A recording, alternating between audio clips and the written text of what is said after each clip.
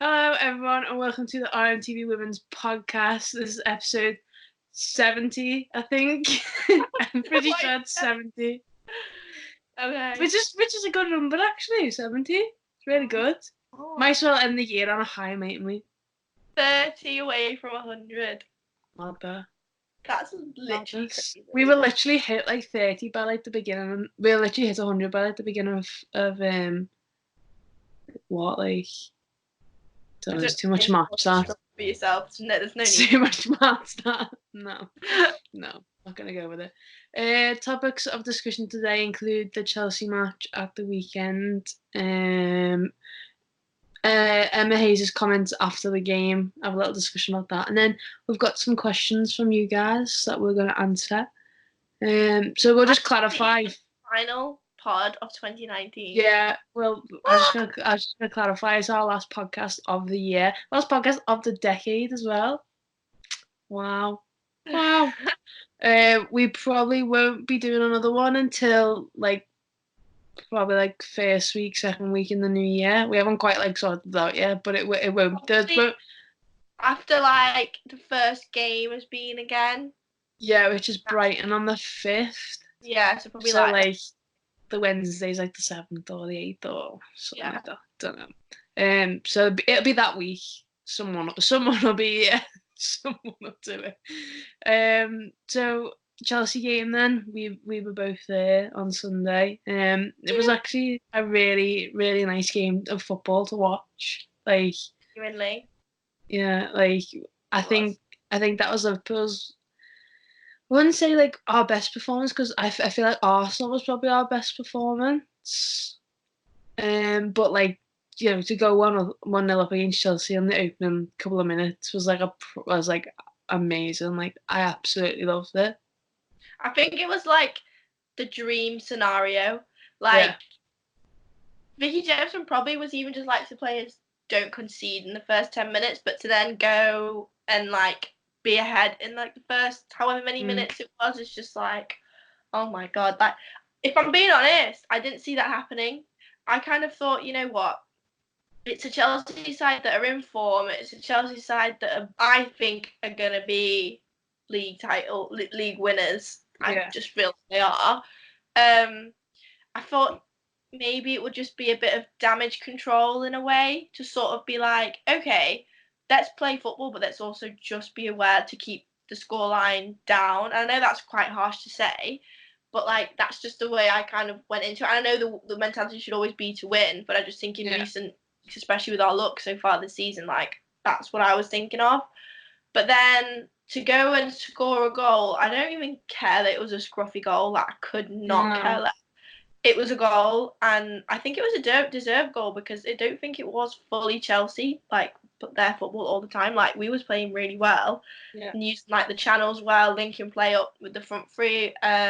Rince's pace had them. Oh yeah, every time.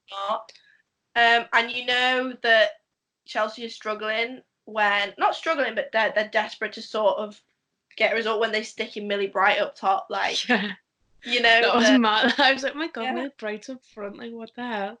Literally, you know, we played well when things like that start happening. Or trying to play it into the corner. It's like the equivalent of playing into the corner, sending Millie Bright up top. So, you know what? I was absolutely gassed with that result. I don't even care that we didn't even win. Like, I just we got a point from Chelsea, and that's Well, like it didn't look like a clash of top versus bottom to me.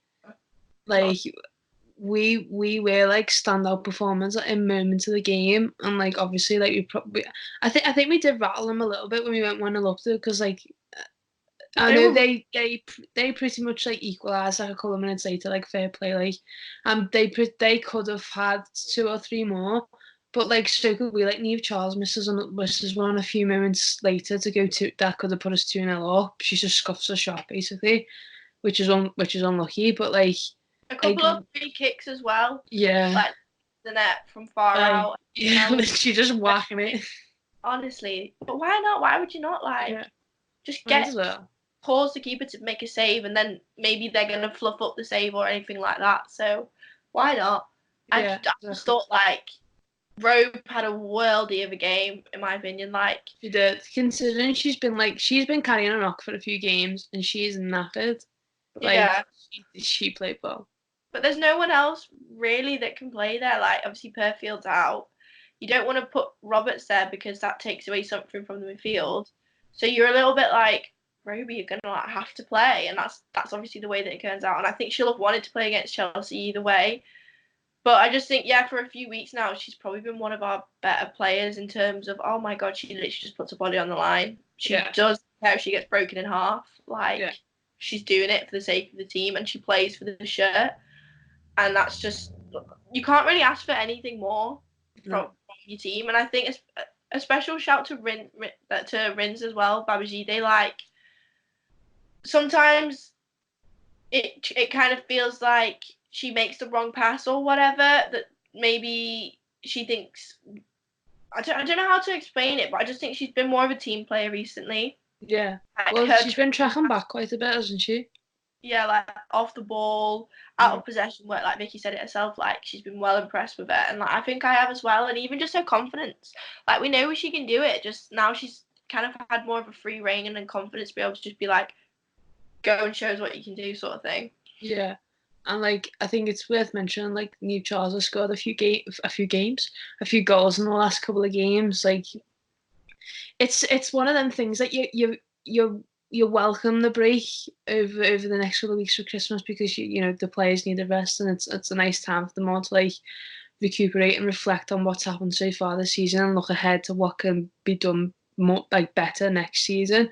But also, I do feel like we were hitting a really good patch of form this last couple of weeks, and I feel like maybe if we had like another game this weekend, like that could have been the win for us.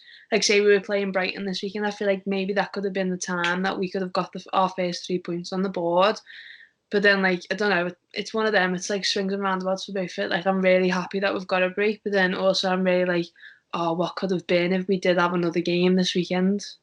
It's even, I agree with that, but I also just think like some of the players were looking quite tired. Yeah. And you don't know whether one more game would have been too many or. Well, yeah, exactly. Like if Robe would have played, if Robe would have played 90 minutes on Sunday, she'd have been absolutely done in. Like like she was done in at the weekend. So imagine like another week of training, another 90-minute match. Like who knows what could have happened. But an interesting thing that happened like after the game, we were there when Emma Hayes was doing her post-match stuff. Like we were just watching on like two I didn't little. hear anything about this though. Like I heard this a little bit of it, but like when I read the full quote, I was like, oh, is that all she said? Yeah, I got up the quote. So she was giving interviews to a couple of people afterwards, and she basically just said like, you know, she was talking about the match in general, like saying like, oh, like Liverpool like played well today and like they deserve the point on X, Y, and Z. But then she sort of went on to say like the women's team, Liverpool Football Club's women's team, don't deserve to be in the position that they are now, and don't deserve to be playing on the pitch that they are playing on at Prenton Park. Yeah, go and read the full quote. She said, "This pitch shouldn't be a part of our league. We deserve better standards, and I think Liverpool Football Club, champions of Europe, they should provide their women's team with significantly more than they're doing. It's what did you say here? I think the quality of that pitch is the worst in the league and is a stain on their football club." Oh my god! Like definition of savage on those comments. Like she's not bothered one bit. No. About saying what she thinks, but like I think like obviously we were both there was a pitch inspection, so first things first, like the referee makes that decision. That's not part of the club. That's not down to them. Like it was a bad weather day. It'd been absolutely hailing it down all throughout the night, all day realistically, and then it started raining as they were playing. That's not Liverpool Football Club's fault. Like that's a fault of like there's no one's fault. It's the weather. It's no one's fault. It was actually just the weather. Like you can't help the weather, can you? And then equally, it's the referee's responsibility, not the club's responsibility, to then make that decision. Yeah. So I think she's wrong in that sense. But if you get on to the bigger picture of that, the other part of what she was saying about the investment from the men's side into the women's side. I kind of agree with her on it. Yeah. Not entirely, but I think there is a lot more that the men's team could do. I think, for one, we've banged on about this for ages now, and it's something that I feel quite strongly about, the fact that Liverpool women shouldn't be playing at Tranmere. They should be playing at a Liverpool site, if that makes sense. Whether it be their own, whether it be shared with the academy, whether it be shared with the men's, like, I think that's the bigger picture. And I've said this, I will say it forever, and I'll say it if it ever happens until then. That's the main problem. They shouldn't be playing at a stadium where all the seats are blue, for example. Like, even just a little silly thing like that. Although Tranmere have helped the women's team out, like the solar campus you've been, and it's great. Like, they've got all the equipment there, but it's not, to me, like, Liverpool is saying, oh, it's one team, one club, one identity, things like this. But when you see that the women are getting put not at Liverpool, like a Liverpool, you're like, well, how is that a one team sort of thing? Like, Chelsea train at Cobham, don't they? Everton ladies train at Finch Farm. Yeah. Arsenal train at, I don't know where Arsenal's ground is, but they've got a really good training complex as well. Exactly. Man City train at the academy, which is a part of the whole City complex. Like, you're not really seeing any other teams sort of be at another major club. Like, don't get me wrong, I think Prenton Park's a great venue in terms of it's got a good capacity seating area, although we don't feel it. It's got good. It's not hard to get to realistically. The pitch is 9 times out of 10 good. It's a bit bad if Tranmere play like on the Saturday before at home, and then we go on the Sunday. You can tell that it's being played on. Don't get me wrong, I think the facility that Liverpool women have had to work with has been good, but also I do feel like at some point you need to sort of say, well, all these teams need to be together, whether it be the academy, whether it be the like infant teams, whether it be the men, whether it be the women, like, they all need to sort of forge together at some point, I think. Yeah, because like they're building this big Kirby complex now, like, so like the first team, under 23s, under 18s, and all that, like, they're all under the same roof. So what was them stopping having the women there at the same time? Do you know what I mean? Because like, if you can work around the same, if our women's team can work around the same schedule as Tranmere Rovers men's in terms of the days that they train on, because obviously they don't train the same days, then why can't we do that at Kirby? Yeah, it is possible. Do you know what I mean? It is possible. You can do it, but also, like, we had this conversation the other day, and it's like, I'm not 100% sure what's happening at Melwood. Like, I'm going to be completely honest, I'm not 100% sure. I'm assuming it's going to be built into houses. That was the whole thing about it. Like, it's going to be going into houses. That's obviously going to help people. Like, fair enough. But then, if you look at that area of Liverpool, like, I went to school around that area. Like, I went past Melwood every day to and from school. There is nothing there that for one gives back to the community, and two, why can't the women have Melwood?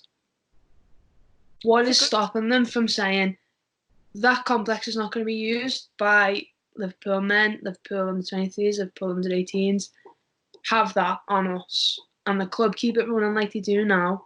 You keep it up. It's got it. I went on a tour of Melbourne for my birthday a couple of years ago. It's got absolutely everything you could ever want in it, and it's just going to be torn down.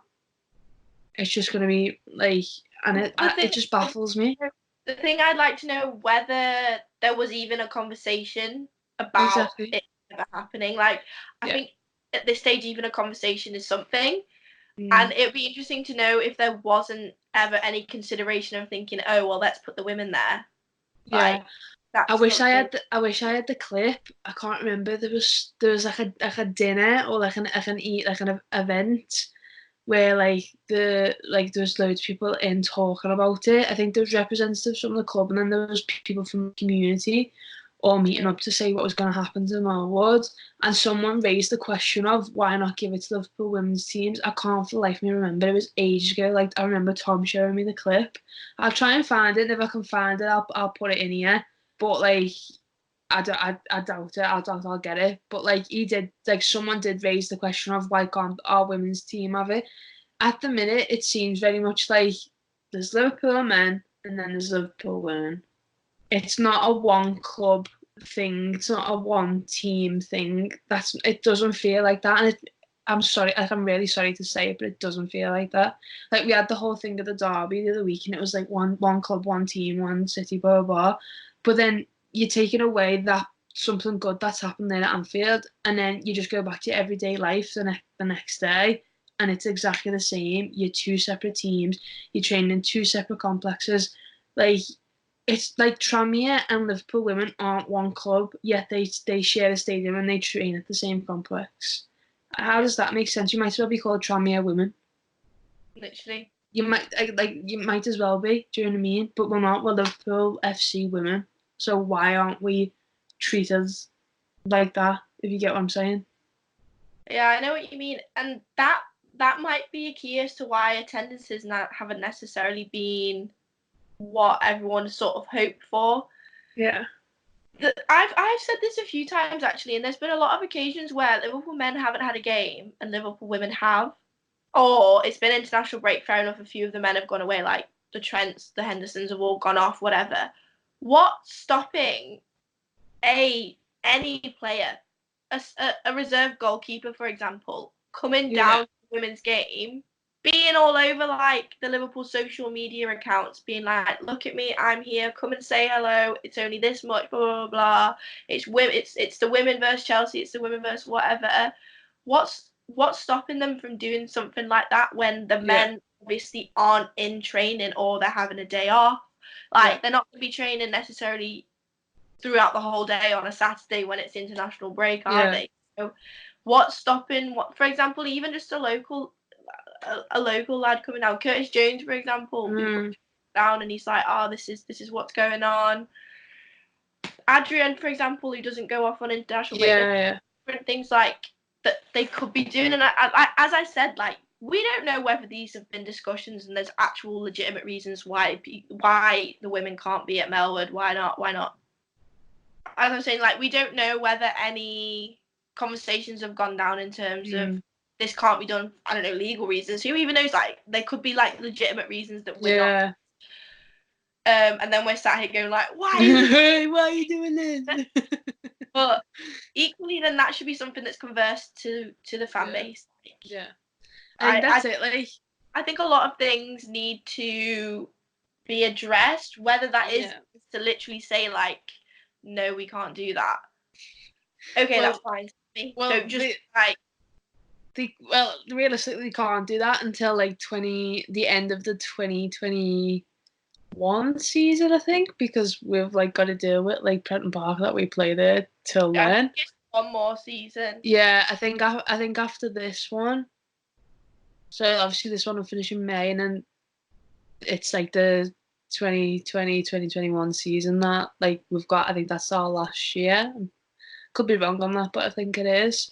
Free season deal. And that was last season, at the start of last season. And the next season. So I think the decision, this whole stirring will come up again towards the back of that. This time next year, probably. Yeah. Probably a few months before that, but this time next year, I think, hopefully, things might be slightly clearer. But like, I do think the lack of attendance is an issue with where we play. I genuinely do think it is, because like for me personally, to go from my house to Prenton Park is like a 40-minute drive. Yeah. It takes us. It's from your house to Prenton Park takes us a lot, 25 minutes, and you live like literally in the centre of the town, pretty much.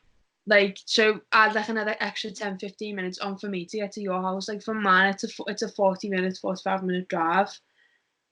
Think of everyone else who, like, think of people who live locally to Anfield. Think of just people who live in Liverpool, who support Liverpool. It is a journey. Like, when we used to get the bus, it used to take us up like 45 minutes to an hour. It used to take us ages. We'd have to literally leave ages, and that goes for people now travelling who get the bus, who get the train, who drive themselves. Like the whole Durham game last weekend on the Wednesday, a 6:30 kickoff on a Wednesday evening isn't. You're not going to get any attraction there. People finish work at like 5:30. I think that's now. probably more the league than Oh, it's more Liverpool the league. itself, That's what I'm saying. It's not the club on its own. It's the whole running of women's football itself Yeah.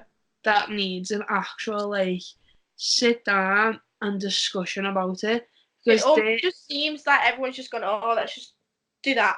And not asking, like, wait a second, what is the best way we can utilise women's football to get more people involved with it? That's like, it. Like, happen. Yeah. Like, and it's not just one or two people that need to make that decision, and there needs to be input from each and every club to sort of come together. Like, I think everyone's now realised women's football is important, and I think that's clear to see. Like, the World Cup showed that. But now people need to come together and think of the best solution in order to make it fly. Because the attendance that we've seen at the World Cup, I don't feel like week in, week out in certain clubs. Certain clubs have, but I don't feel that week in, week out, those attendances have been reflected on local teams. I don't think that, yeah, fair enough, when you're playing it at Stamford Bridge, you're playing it at Man City, of course you're going to get people because that's it's the stadium and it's an exciting occasion. But like, how are you going to convince people to get down, as we said, to a 6:30 kickoff at Prenton Park in a cup? How do you get the people down there? That's the question. Yeah. Like, obviously there was a big thing of like the opening weekend of the WSL, like tennises were like smashed, like everyone did well, and that's gradually lowered. Some stayed the same, like blah blah. Obviously we had Anfield later on in the season, 23,000 people there, but then it's convincing the people to actually go to the match for the first time and to experience a women's football match. It's then trying to keep those fans, and it's also trying to keep the fans that have been there for a while as well. Like, don't like. Well, I think a lot of it, and I know it's like it's not sly to say this, but it's difficult. A lot of attendance comes with winning. Yeah. There's no deny about that. And unfortunately, Liverpool haven't been winning yet. And I know that this is where it comes into fact. Like, for example, if we'd won every single game this season so far, who's to say that we'd be getting more than 1,500 plus people each week? Who says that that's not going to happen? But it's like the way the way the cookies crumbled sort of thing, that you're like, well, it hasn't happened, so we're sort of still in the same position that we were in last season when it didn't happen again.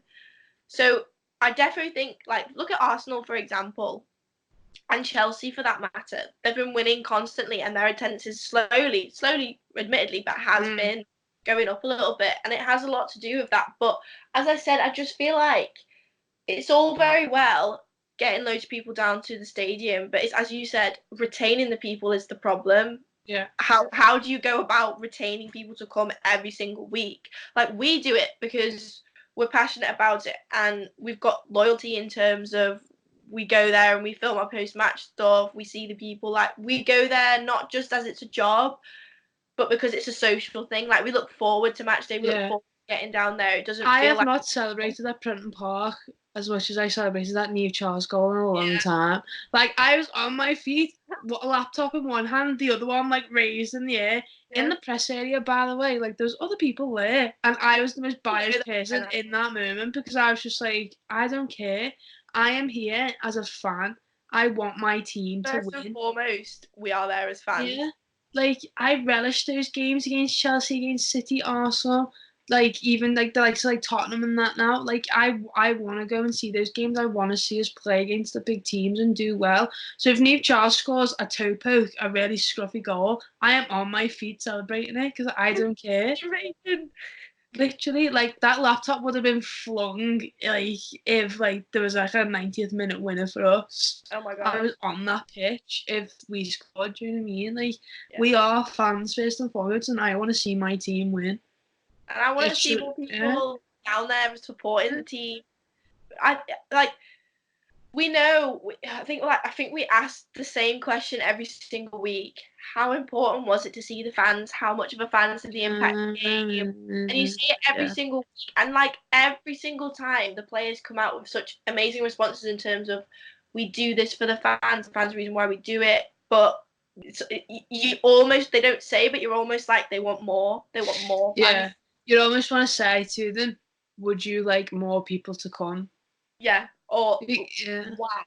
Why? Because like, Come? yeah, and like Leanne Rowe got asked, like someone interviewed her before we did, and the guy asking her was like, asked her about women's football in general, and like she gave the same response every women's football player gives now, and it's like, oh, the game's growing, like you can see it's growing, like blah blah blah. Yeah, it's growing, but like it seems to grow and then it seems to drop and then it seems to grow, drop, and it's just like it's just a constant, like if you put that on like a flow chart, it's gonna constantly just be like that because attendances are so high, then they're so low. Probably after January again, they'll go dead high again, and then it'll drop off again. And then probably to the back end of the season when the weather gets nicer and like, you know, people are willing to go and sit there and watch the women play, like it'll go up again.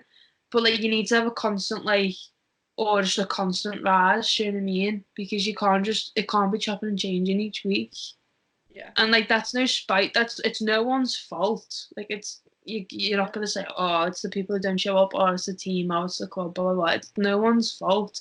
It's just a general thing of because women's football needs to be I don't even not know better, but like I like genuinely don't know what the solution is. exactly. Like I can't put my finger on it and go that needs to be done.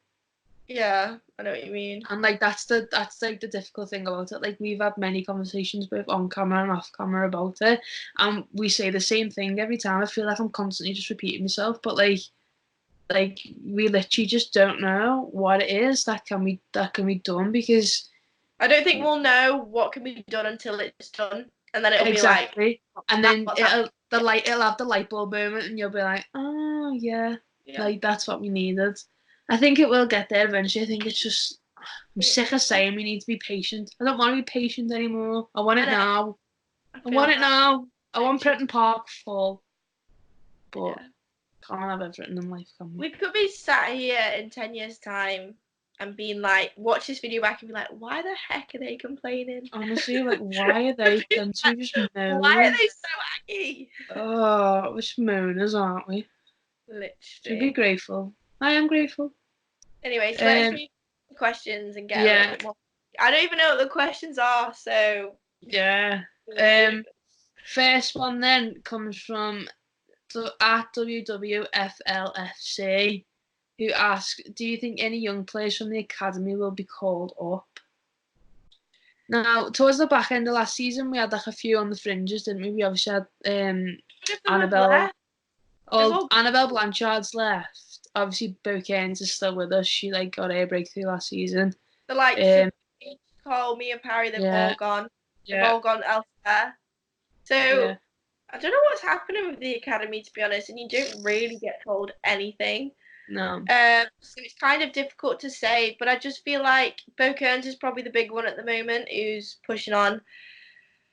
I think they need to start incorporating, and I don't know the name of the goalkeeper, if I'm being honest. They need to start incorporating a goalkeeper in because obviously recently, like, Royce has been injured and there's been no goalie on the bench. So maybe you put the goalie, like the academy goalie, on there for experience. Yeah. Well, there has been another goalkeeper warming up before matches the last couple of times, but I don't know whether that's the new goalkeeper coach, the girl we signed, like the girl who's joined us, or whether it's actually like someone coming up for the academy. Like I can't see far enough to like make out her face in the goal to be like, is that you? Is it not you? Like I have no idea, and like but yeah, exactly. No backup goalkeeper. Absolutely. I'd love to be more knowledgeable on the academy side, yeah. But like this is being dead honest now. I couldn't tell you when they play. I couldn't really name you that many players because you just don't get given any of the information. It's not like the men's team where every single one of them plays on Tuesday night, and you can be like, "Oh, he plays there. Oh, he plays there. You've seen him." Like you literally like not a clue. And like I feel ashamed saying it. Same. I feel sly saying it. I feel bad saying it, but like it's like genuinely. Being honest, can't say anything more than that. No. Maybe one day we'll give it a rundown, but like you will do RMTV Women Cod Podcast Youth. a separate channel. Academy. Yeah. No. I talk too much about football. I can't. Yeah. Got too much going on from January onwards. We can't be committing Honestly. ourselves. Next question is from Craig Hadley. He says, last of the decade too, because the tweet said last podcast filming day of 2019. He asked, do you expect any business from Liverpool in the transfer window? I'd like to see some. Yes, I'd like to. I think, yeah. I just think the squad just needs to bulk up a little bit, just for pure peace of mind. I'd like another defender, centre back. I'd like another front off number 9 striker. Yeah. I think we're all right in the midfield department. Yeah, I've got a fair few midfielders. I'd like someone who can play centre back and left back or right back. Okay, yeah. Because obviously we're just really short on defenders at the minute, and like we were saying in on the podcast, if one of them gets injured, obviously Perfield's been out injured, so hopefully she's back in a couple of weeks into the new year. But she's gonna take time to get back into it. It's probably gonna be depending on when she comes back, maybe late February, early March before she actually fully plays a match again. But you need another defender, definitely. I don't even do this for the men's either. I don't like looking into things, and I don't like. No, I just want to be oh, it's announced. Yeah, I like it. For example, when Minamino was announced this morning, I was like, buzzing, because I didn't really know about anything until it came, and I was like, sound. Now I can look into him and actually know that he's going to play for him, rather than wasting my time looking at people that never end up signing. Yeah. So I like the element of surprise. I like someone to be like, you know what, Amy, here's a signing today. Here you go. And I'm like, ta Vicky, thank you. That's true. We do avoid transfer stuff because avoid at all costs, like the plague. For one, there's not many for the men's game. There's rumours circling for months about players going to different teams and all that palaver. And the women's game doesn't have that. And whether that's a fault of the women's game, if there was transfer gossip for since September or something about potential signings for us or anyone in the league, the whole Sam Kerr thing gave Chelsea loads of attraction, gave Chicago Red Stars loads of attraction, gave the player herself loads of attraction. People were interested in the women's game for that period of time because oh, is Sam Kerr gonna go? People have heard of Sam Kerr without knowing who she plays for. Do you know what I mean? Yeah, and it's oh, is she gonna sign Chelsea? Is she not gonna sign Chelsea? Oh well, she was supposed to go last January and she didn't, so she's probably not. Blah blah blah. She hasn't signed Perth. It was a whole saga. Just wait till it happens. I know, but I'm impatient like that. I'm impatient with a lot of things, but transfers I'm all right with. Oh. I can see why. You don't want to get your hopes up on certain players to this then be oh, they didn't sign. You know what killed it for me? The Fekir situation. That's what killed me off. Really? Really? Because it was stupid. I'm still waiting on Mbappe 2020. Oh God, imagine. That's been going for You know what? Whoever we signed. Do you know what I mean? Yeah. I have faith in the team and in the management area to pick the right people. That's true. Yeah, 100%. Whoever, if anyone comes in January or it's not until the summer or whatever, what it is, you know what I mean? You can't help what goes on. We're not in the know. We're not behind the scenes. We haven't got a jar of glue. We're literally yous, and we're oh, we'd love to sign this player. We'd love to sign this player. Not got a CV. Literally, I wanted Sam Kerr. There was no chance you were getting it, but I was get Sam Kerr. Let's get Sam Kerr. Let's get out of Hergeberg. Get her over. Yeah, go on. Get Megan Rapinoe over. Go on. She'll be alright. How sick would Rose Lavelle be? Vicky, get Rose Lavelle. Go on, Vicky. Give her a call. Final question. Ooh. Hermione says, who has been your standout player in 2019? Ooh, that's a tough one. Should we pick two? Should we pick one for Liverpool and one in women's football in general? Okay. One. Okay. My Liverpool one. You know what? I'm gonna go the skipper, Bradley Go Auckland. ahead. Yeah. You know what? I have never seen a Liverpool player. Well, that's a lie, actually. But out of everyone in that team, she gives the most for the shirt, in my opinion. Yeah. She's constantly talking. You hear her on the pitch telling people where they need to be. It's just that authoritativeness at the back. The amount of times she's saved our asses as well in terms of That goals. goal line clearance against Chelsea. Oh, she pure does a roll and everything. Honestly, the goal line clearance. She's an actual hero. Like, she's got a child, she works in a care home, and she's a full-time footballer who drives from Nottingham every single day to training.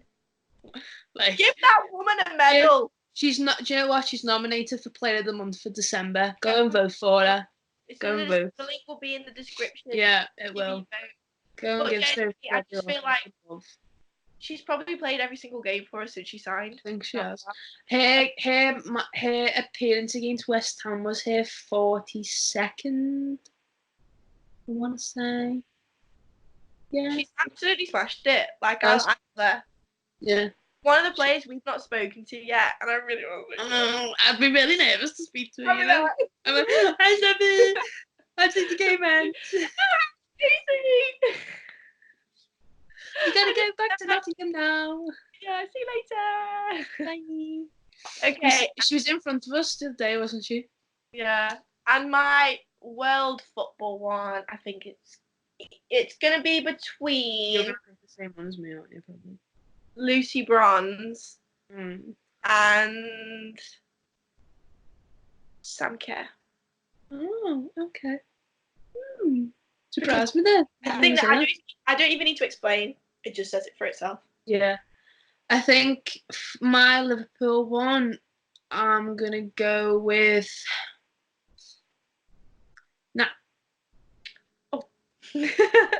Courtney Sweetman-Kirk had a really good start to 2019.